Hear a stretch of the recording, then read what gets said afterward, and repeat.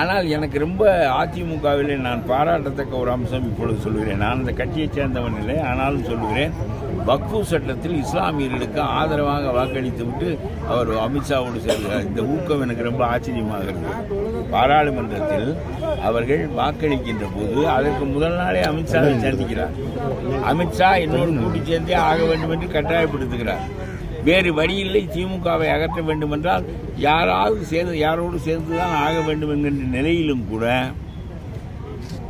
அதிமுகவின் பழைய பாரம்பரிய வழக்கப்படி என்றைக்கும் இஸ்லாமியர்களுக்கு எம்ஜிஆர் காலத்திலிருந்து இசைவாக இருந்தவர்கள் என்கின்ற அடிப்படைப்படி தம்பித்துறையை விட்டு அங்கே பாராளுமன்றத்தில் வக்ஃபுவுக்கு முஸ்லீம்களுக்கு ஆதரவாக வாக்களித்துவிட்டு பிஜேபியோடு கூட்டி சேர்கிறார் என்றால் இந்த கொள்கைகளை அவர் காப்பாற்றுகின்றாராக இருப்பாரே. ஆனால் கூட்டு என்பது வெறும் இடஒதுக்கீடு.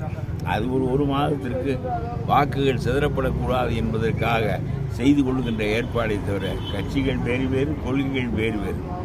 ஆகவே அதிமுக என்ன நினைக்கிறது என்றால், எம்ஜிஆர் காலத்திலிருந்து இஸ்லாமியர்களுக்கும் மற்றவர்களுக்கும் நாம் இணக்கமாக இருந்து வந்தது தொடர வேண்டும் என்று தான் அவர்கள் நினைக்கிறார்கள்.